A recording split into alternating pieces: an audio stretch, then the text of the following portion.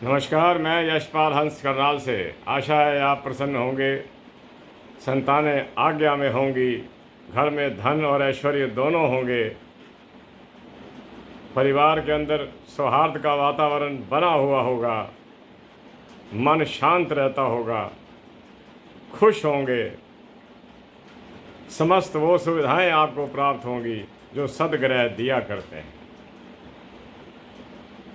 और मैं परमात्मा से प्रार्थना करता हूँ अपनी इष्ट देवी के माध्यम से कि आपके घरों में स्थायी शांति का आधार बने, संतानें आज्ञा में हों। आज मैं जिस विषय को लेकर आया हूँ वो फिर राहु और केतु से संबंधित है, और मैं सोच रहा हूँ कि शुरू के वीडियोज़ में इनकी बात दे देनी थी ताकि आपके ज्ञान के अंदर कुछ वृद्धि होती। जो कुछ मैंने पढ़ा है मैं आप तक पहुँचाने की कोशिश करता हूँ। मेरे प्यारे बंधुओं, राहु एक छाया ग्रह है, शनि का दूत है। शनि इसको इसके कंधे पर यानी कि बंदूक रख के चलाता है। और मैंने कल भी बताया था कि शनि की दशा बहुत बाद में आती है और पहले ही राहु की दशा आ जाती है। अगर राहु की दशा आ जाए, मंगल के बाद राहु की दशा आती है। अगर किसी बच्चे का जन्म हस्त नक्षत्र और चित्रा नक्षत्र में हो तो उसको मंगल की दशा में जन्म होगा, और वो जवान होने से पहले पहले तरुण अवस्था के अंदर ही राहु की दशा में चला जाएगा। अगर कोई व्यक्ति मंगल के भी समय पूरा कर ले 7 वर्ष का, तो उसके बाद राहु की दशा शुरू होगी। यानी कि एक जीवन इस प्रकार से आ सकता है जिसे माता पिता भी बर्दाश्त न करें, समाज भी बर्दाश्त न करे, और व्यक्ति खुद भी बर्दाश्त न कर रहा हो, लेकिन उसको मजबूरी में सहना पड़ रहा हो। राहु की महादशा के अंदर जब शनि का अंतर आता है, शनि की अंतरदशा आती है, तो सबसे वर्स्ट टाइम होता है लाइफ का। या शनि की दशा के अंदर राहु का अंतर आ जाए, या राहु की दशा के अंदर शनि का अंतर आ जाए, that is the worst period of A persons life. इसके अंदर वो व्यक्ति को ध्रुव तालियों के अंदर, ध्रुव ताले गैम्बलिंग प्लेसेस, ध्रुव तालियों के अंदर, पाप स्थानों के अंदर और मदिरालों के अंदर भेज देता है। मैं आपसे निवेदन करता हूँ और आपको बताता हूँ कि जो हमने देखा 90% लोग राहु की दशा से प्रसन्न नहीं हैं। मैंने कल आपको उसके कई उपचार बताए थे, फिर रिपीट कर देता हूँ। गोमेद पहनिए, महाराज गणपति का स्वरूप रखिए, माता सरस्वती का स्वरूप रखिए, हनुमान जी का स्वरूप रखिए और इनकी आराधना कीजिए। और सबसे बड़ी आराधना तो इंसान अपने मन की करता है। जिस दिन वो अपने मन को ये कह देता है कि अब मैं तेरी बात नहीं मानूंगा, अब मैं समाज की परिपाटी पर चलूँगा, मैं उन समस्त बुराइयों को त्यागता हूँ, और अपने दृढ़ संकल्प हो जाए। व्यक्ति दृढ़ संकल्प कैसे होगा मैं ये भी आपको बताता हूँ। स्पष्ट आता है कुंडली के अंदर, गणित पढ़ कर इतना आनंद आया जीवन के अंदर कि एक एक चीज़ क्लियर होती चली गई। अगर चंद्रमा के आगे याद रखना, चंद्रमा के आगे किसी का बुध या बृहस्पति बैठ जाए और पीछे मंगल चला जाए, वो व्यक्ति बहुत जल्दी सोच लेने की ताकत रखने वाला और अपने निर्णय पर स्थिर रहने वाला होता है। क्यों? मन के आगे बुद्धि पड़ी है, बृहस्पति के माध्यम से आध्यात्मिक बुद्धि पड़ी है और बुध के माध्यम से त्वरित निर्णय लेने की शक्ति पड़ी है। पीछे मंगल है। मंगल का मतलब ये कि मैंने अपने काम से पीछे नहीं हटना, जो निर्णय मैंने ले लिया है, अच्छा हो या बुरा हो, ले लिया। तो प्यारे बंधुओं, राहु की ये स्थिति है कि अगर राहु चंद्रमा के साथ बैठ जाए और कहीं लगन हो, तीसरा भाव हो, या मैं तो ये कहता हूँ कोई भी भाव हो, मन तो एक पापी के साथ रिलेट हो गया, वो भले ही पाप ना करे लेकिन उसकी वृत्ति रहेगी कि काश पैसा ऐसे कमा लेता, कुछ कर लेता। भले ही वो जानता है कि इन चीज़ों में मुझे लाभ नहीं होने वाला, मैं कहीं ना कहीं सरकारी पिंजरे में भी आ सकता हूँ, लेकिन वो करने की कोशिश करेगा। तो प्यारे बंधुओं, राहु का वास ध्रुव तालियों में, जिन लोगों को आप देख रहे हैं कि उनका धन जाता ही ध्रुव में है, गैम्बलिंग में जाता है, उसका कारण राहु है। एक बहुत साल पहले एक मैंने कुंडली के अंदर एक चीज़ को आजमा कर देखा था, वो आपको भी बताता हूँ। आप अपनी कुंडलियों में भी चेक करना। अगर किसी की कुंडली में चतुर्थ भाव के अंदर या केंद्र के अंदर चंद्रमा अपने घर का बैठ जाए और 7वें घर में मकर राशि के अंदर शनि बैठ जाए, ऐसा व्यक्ति अपना जीवन द्रुत में ही खो देता है। अब उसको ठीक करने के उपाय तो मैं आपको बताता रहता हूँ कि चंद्रमा के लिए नमक का दान कीजिए, मैक्सिमम बार जो है नमक का दान कीजिए। सेंधा नमक गौशाला में देकर आइए ताकि आपकी वो वृत्ति ख़त्म हो, आपकी वो सोच जाए। अपनी सोच को हमने खुद ही निकालना है। अगर वक्त ने धक्के से निकलवा दिया तो क्या निकाला, अगर कोई मेरी उम्र में आकर सुधरा तो क्या सुधरा। ये तो माना कि सुबह का भूला अगर शाम को घर आ जाए तो उसे भूला नहीं कहते, लेकिन जवानी का भूला हुआ अगर बुढ़ापे में घर आए तो उसे स्वीकार कोई नहीं करता। अगर आपने अपने परिवार का सब कुछ खोकर आपने ये अपने आप को चेंज किया तो वक्त ने चेंज करवाया, आपने नहीं किया। ध्रुवतालयों से बचिए, पापालयों से बचिए और मदिरालों से बचिए, ये राहु का उपाय है। और कोई आपको गलत रास्ते पर ले जा रहा है, मैं शिक्षा नहीं दे रहा आपको, मैं अपने जीवन के एक्सपीरियंसेस और तजर्बे आपको बता रहा हूँ जो मैंने देखा। मेरा अपना भी एक जीवन था और कोई जीवन ऐसा नहीं होता जिसमें कोई भूल या त्रुटि इंसान से ना हुई हो। बस अंतर केवल इतना है, कई बार आदमी प्रायश्चित कर जाता है, कई बार आदमी इसको कंटिन्यूटी कर जाता है। चलने दो, आगे चलता हूँ।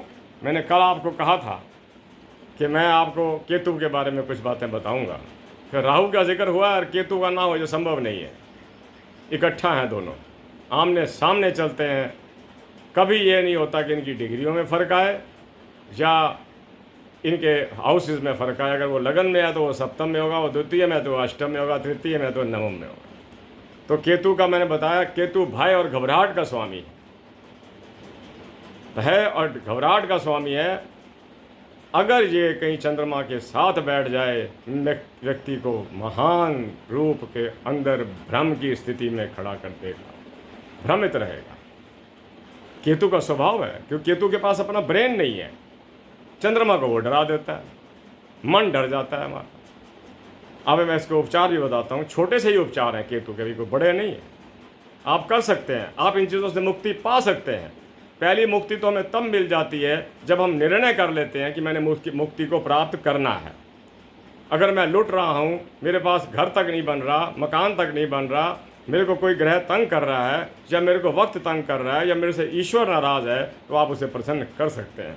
मैं अक्सर कहा करता हूँ कि अगर सबसे जल्दी किसी को प्रसन्न करना है तो आप महामहिम परमेश्वर को कर सकते हैं, बहुत जल्दी प्रसन्न होते हैं। थोड़ा सा परिवर्तन कर लीजिएगा। आगे मैं बता रहा था कि ये व्यक्ति को भ्रम में रखता है, शक में रखता है और मानसिक कष्ट देता है। जिन लोगों को आप देखते हैं कि उनको याददाश्त नहीं है, बात करी मुंह उधर कर रखा है, आँख ही नहीं मिला के बात कर पा रहे, बहुत बड़ा ये वो है। कई व्यक्तियों से आप मिलते होंगे, आँख मिला के बात नहीं करेंगे। में दो प्रकार के फॉल्ट हैं, शनि डिस्टर्ब है, केतु के साथ डिस्टर्ब है। आँख मिला के बात नहीं करेंगे, उसमें इन्फिनिटी कम्प्लेक्स रहेगा। आँख कई बार छत की ओर कर लेगा, ऊपर। उसका मतलब क्या होता है कि वो आपकी बात से सहमत नहीं है या सुनना ही नहीं चाहता। ये केतु का सबसे बड़ा दोष है। आगे चलता हूँ कि अगर केतु, अच्छी बात, प्लस पॉइंट की तरफ आ रहा हूँ, अगर केतु सिंह लगन में बैठा हुआ है या कुंभ लगन में बैठा हुआ है, पैसा दे जाएगा। दूसरी बात, केतु सिंह लगन में, केतु किसी भी लगन में बैठा हो, व्यक्ति की रुचि तंत्र में अवश्य रहेगी। अगर वो मंदिर में भी जाएगा, अगर वो घर में भी पूजा करेगा, लेकिन तंत्र से भी उसका विश्वास नहीं टूटेगा, रहेगा।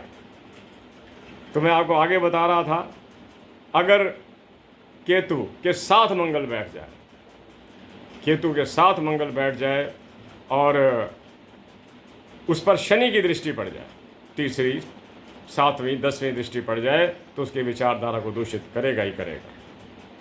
अब क्यों ना मैं आपको इसके 2-4 उपचार बता दूं, कुछ अच्छी बातें बताता हूं। तीसरे भाव में अगर केतु बैठ जाए, व्यक्ति को वास्तव में बलवान कर देगा। देखना ये होता है कि उस पर किसी अशुभ ग्रह की दृष्टि ना पड़ रही हो। केतु के साथ अगर शुक्र बैठा हुआ है तो व्यक्ति की चैत्रिक दृष्टि पर आक्षेप आ सकता है। लोग ये कह सकते हैं कि चैत्रिक दृष्टि से ठीक नहीं है। जैसे हम कह देते हैं कि जी आदमी कुल मिला के ठीक है, वो कुल मिला के ही ठीक समझा जाएगा। तो खुल कर नहीं कहेगा जी पूर्णतः ठीक है। तो इन चीज़ों से बचिएगा। अगर पंचम में केतु हो, विद्या नहीं की पूर्ति नहीं होने देता, पढ़ाई नहीं पूर्ति होने देता, और किसी के साथ उसका प्रेम नहीं टिक पाता। किसी के साथ भी उसका प्रेम हो, संशय की दृष्टि रहेगी। केतु एक अजीब सा ग्रह है। मैं कहता हूँ ना कि राहु का सिर कट गया और अमृत केतु के पेट में चला गया। केतु मर तो नहीं सकता, राहु मर नहीं सकता, मतलब कहने का यह संसार से बुराई नहीं जा सकती।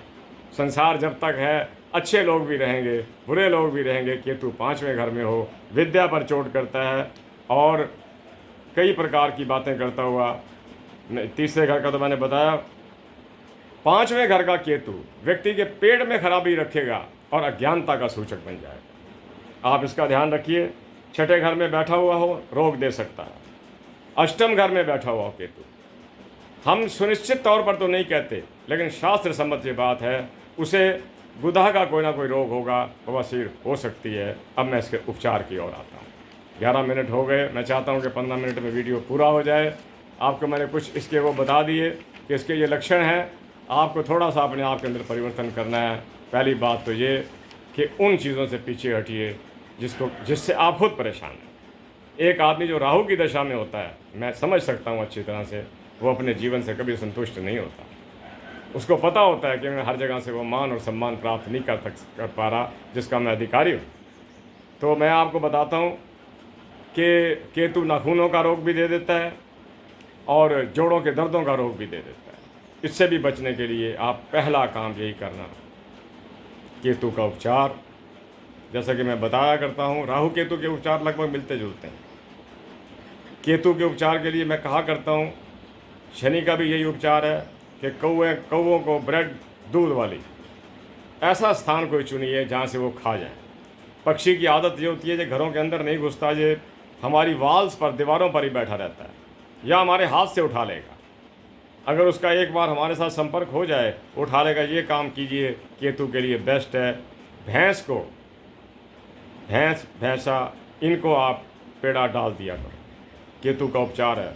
सबसे बढ़िया उपचार बता रहा हूँ, अपने अच्छे कमरे के अंदर, जो आपका बैठने का कमरा हो, जहाँ पर आकर परिवार बैठता हो या मित्र लोग बैठते हों, गणपति जी का बड़ा सुंदर स्वरूप लगा देना, बिल्कुल लगा देना। अकेले बैठे हुए गणपति हैं और स्वरूप लगाइएगा। एक काम अगर आप कर सको, जड़ से उखड़ जाएगा इसका दोष, दोनों का, राहु का भी और केतु का भी। अगर आप कर सको, काले और सफ़ेद तिलों का यज्ञ कर देना, कोई मुश्किल नहीं। मंत्र आप गायत्री का ही बोल रहे, तो गायत्री वेद में से निकली। कृष्ण जी ने कहा है ना कि छंदों में गायत्री छंद मुझे ही कहते हैं। और जिस वक्त इंसान की बुद्धि ठीक हो जाती है, उसकी हर जीवन की हर पद्धति और हर विचारधारा ठीक होते ही उसका जीवन ही बदल जाता है, कायाकल्प हो जाता है। तिल का, काले तिल का और सफ़ेद तिल का हवन कर दो। जितनी आहूतियाँ रोज़ दे सकते हो, 10 दे दो, 20 दे दो, कुछ दिन दे दो। एनवायरनमेंट में चेंजेस कर दो। एक बार जिस अंतरिक्ष से इनकी किरणें होकर आती हैं, आप अपनी किरणें सप्लाई कीजिए। आप अपने शुभ वस्तुओं की सप्लाई कीजिए। केतु के अंदर, तिलों के अंदर तेल होता है, काले हों या सफ़ेद हों। उस तेल के माध्यम से अग्नि प्रचंड होती है, और जब अग्नि प्रचंड होती है उस वक्त हमारी आत्मा में तेज और ओज आता है। उस आत्मा और तेज को जब जागृत होता है, तो उस वक्त हमारे अंदर व्याप्त हो रही बुराइयां स्वयं में ख़त्म होना शुरू कर देती हैं। मेरे प्यारे बंधुओं, ये दोनों का उपचार है, काले और सफ़ेद तिल का हवन। आप घर में भी कर सकते हैं। मैंने एक व्यक्ति को छोटे से बर्तन में करते देखा था। उसमें थोड़ी सी लकड़ी जलाई, छोटे छोटे टुकड़े कर लिए और हवन कर दिया। कहता जी मैं ऐसे ही कर सकता हूँ, कीजिए। आखिरी बात, कल मैंने बताया था, जिनका राहु बुरी तरह से ख़राब हो, गोमेद धारण करें। 7.25 रत्ती, 9.25 रत्ती का चांदी के अंदर, मिडल फिंगर के अंदर, मध्य उंगली के अंदर। और जिनका केतु डिस्टर्ब है, वो लहसुनिया, जिसे कैट साई कहते हैं, कैट साई को धारण करें। ये आदमी को बहुत सी चीज़ों से बचाती है। कई बार हम कह देते हैं कि हमारे को नज़र लग गई है, ये केतु आपको उससे भी बचा देगा। नज़र लगना किसे कहते हैं? हम उन्नति कर रहे हो और कोई जल रहा हो, इसी का नाम नज़र लगना। 15 मिनट हो गए, बातें बहुत हैं इस विषय पर। मुझे लगता है कि ये विषय थोड़ा सा लंबा ही चल जाएगा। तो मैं अक्सर कहा करता हूँ, आप पालतू जानवरों को भोजन दीजिए, डाल दी रोटी, कोई फ़र्क नहीं पड़ता, अच्छा लगता है। और जब वो खा रहा होता है तो हमें सुख मिल रहा होता है। शनिवार के दिन शनिवार वाले को जूता उतरवा कर दान दिया करो। नमक का दान खुल कर करो, ज़्यादा नहीं, भले ही आप 1 पैकेट दे दो, दीजिए ज़रूर। गुड़ का दान करो और शनिवार को पताशे रख के आओ। ये जितने भी पापी ग्रह हैं सारे महाराज शनि के अधीन चलते हैं। मैं आपसे निवेदन करता हूँ, अगर आपको मेरी कोई बात अच्छी न लगे तो मुझे क्षमा कर दिया करो, अच्छी लगे तो स्वीकार कर दिया करो। हाँ, मुझे कोशिश किया करो कि मेरे को कमेंट्स में समझाने की कोशिश ना किया करो। अगर मैंने इस उम्र तक भी कुछ नहीं सीखा तो मैं कभी नहीं सीख सकता। मुझे अगर कुछ सीखना ही होगा तो मेरे अभी गुरु परिवार के लोग बैठे हैं, मैं उनसे सीख सकता हूँ। और ज़्यादा तारीफ़ भी मैं पसंद नहीं करता।